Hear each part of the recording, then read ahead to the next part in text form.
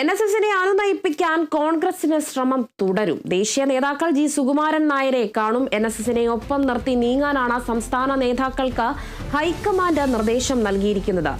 വിവരങ്ങൾ പങ്കുവയ്ക്കുന്നത് D ബിനോയാണ്. D Binoy, എന്തായാലും ഇപ്പോൾ കോൺഗ്രസിന്റെ ശ്രമം തുടരുകയാണ്. NSSനെ അനുനയിപ്പിക്കാനുള്ള ഹൈക്കമാൻഡിന്റെ നിർദ്ദേശത്തെ തുടർന്നാണ് ഈ ഒരു അനുനയിപ്പിക്കൽ ശ്രമം ഇപ്പോൾ ഉണ്ടായിരിക്കുന്നത്. മറ്റു വിവരങ്ങൾ എങ്ങനെയാണ് ബിനോയ്? പമ്പയിൽ നടന്ന അയ്യപ്പ മഹാസംഗമത്തിന് ശേഷമാണ് NSS വലിയ തരത്തിൽ കോൺഗ്രസുമായി അകർന്ന് നിൽക്കുന്നതെന്ന് നമുക്ക് പറയാൻ കഴിയും. കാരണം ഇതിനകത്ത് ഒന്ന് രണ്ട് കാര്യങ്ങൾ എടുത്തു പറയുന്നത്, NSS നേതാക്കന്മാർ പറയുന്നത് ശബരിമലയുമായി ബന്ധപ്പെട്ട് വലിയ തരത്തിൽ സുപ്രീം കോടതി വരെ നിയമപോരാട്ടത്തിന് തയ്യാറെടുത്തു പോയത് NSS ആയിരുന്നു. NSSന് വലിയ തരത്തിൽ അതിന് ഇടപെടൽ നടത്തിയിരുന്നു. എങ്കിൽ തന്നെയും അന്ന് കോൺഗ്രസ് ഈ NSSന്റെ നീക്കങ്ങളെ പിന്തുണയ്ക്കുന്ന ഒരു നിലപാട് സ്വീകരിക്കുകയോ അല്ലെങ്കിൽ ഭക്തന്മാരുടെ കാര്യത്തിൽ ഒരു ശരിയായ രീതിയിലേക്ക് പോവുകയോ ചെയ്തിരുന്നില്ല.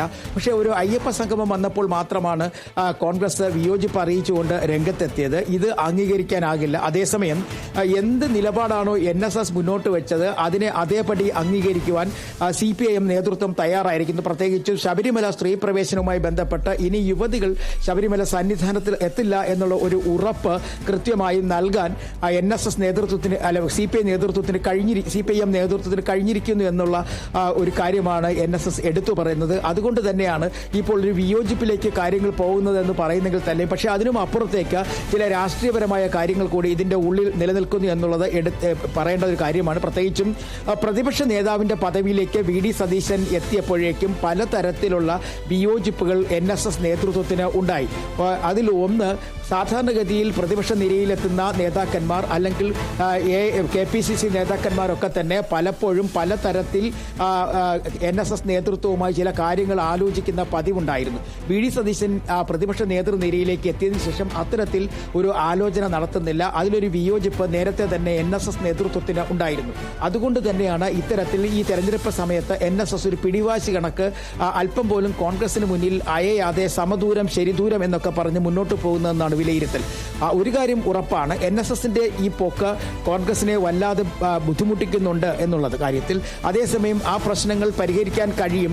ഈ സമദൂരമായാലും ശരിദൂരമായാലും NSS ഈ തെരഞ്ഞെടുപ്പ് വേളയിൽ കോൺഗ്രസിനെ ആക്രമിക്കാതിരുന്നാൽ മതിയാകും എന്നൊരു നിലപാടാണ് ചില കോൺഗ്രസ് നേതാക്കന്മാർക്കുള്ളത്. പ്രത്യേകിച്ചും കോൺഗ്രസുമായി ബന്ധപ്പെട്ട് പ്രവർത്തിക്കുന്ന നിരവധി നേതാക്കൾ NSSന്റെ നേതൃനിരയിലുണ്ട്, NSSനകത്തുണ്ട്.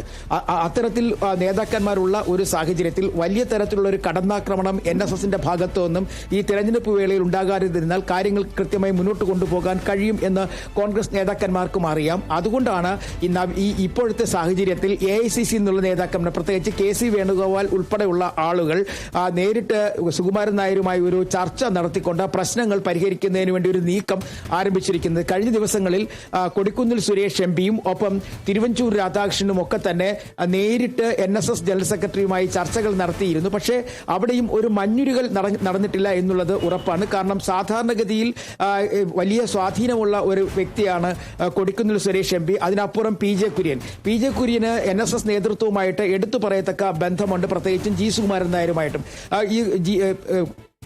PJ കുര്യൻ ഉൾപ്പെടെയുള്ള നേതാക്കന്മാർ പോയി സംസാരിച്ചിട്ട് പോലും ഒരിക്കൽ പോലും അയയുന്നതോ അല്ലെങ്കിൽ ഒരു സമീപന മാറ്റമോ നേതാക്കന്മാർക്കെതിരെയുള്ള ഒരു സമീപന മാറ്റമോ ഇപ്പോഴും NSS ജനറൽ സെക്രട്ടറിയുടെ ഭാഗത്തു നിന്നുണ്ടായിട്ടില്ല. അതുകൊണ്ട് തന്നെയാണ് വലിയ തരത്തിലുള്ള ഒരു നീക്കം നടത്താൻ AICC നേതാക്കന്മാർ തന്നെ തീരുമാനിച്ചിരിക്കുന്നത്. അതിന്റെ ആദ്യഘട്ടം എന്ന നിലയ്ക്ക് വലിയ താമസമില്ലാതെ തന്നെ KC വേണുഗോപാൽ MPയും മറ്റു മുതിർന്ന നേതാക്കന്മാരും ജി സുകുമാരൻ നായരുമായി ചർച്ച നടത്തും എന്നുള്ള വിവരങ്ങളാണ് നമുക്ക് ഇപ്പോൾ അറിയാൻ കഴിയുന്നത്. അത് എന്നായിരിക്കും ഈ ചർച്ച എന്നുള്ള കാര്യങ്ങളിലേക്ക് ഒരു അന്തിമ തീരുമാനത്തിലേക്ക് എത്തിച്ചേർന്നിരിക്കുന്നില്ല. ഇവിടെ ആത്യന്തികമായി നിലനിൽക്കുന്ന പ്രശ്നം, പ്രതിപക്ഷ നേതാവ് പഴയപടി അംഗീകരിക്കാൻ അല്ലെങ്കിൽ NSS നേതൃത്വത്തെ അംഗീകരിക്കാൻ തയ്യാറാകുന്നില്ല. ചില കാര്യങ്ങളിൽ വലിയ തരത്തിലുള്ള പിടിവാശിയുമായി മുന്നോട്ട് പോകുന്നു എന്നുള്ള ഒരു പരാതി നേരത്തെ തന്നെ NSS നേതൃത്വത്തിനുണ്ട്.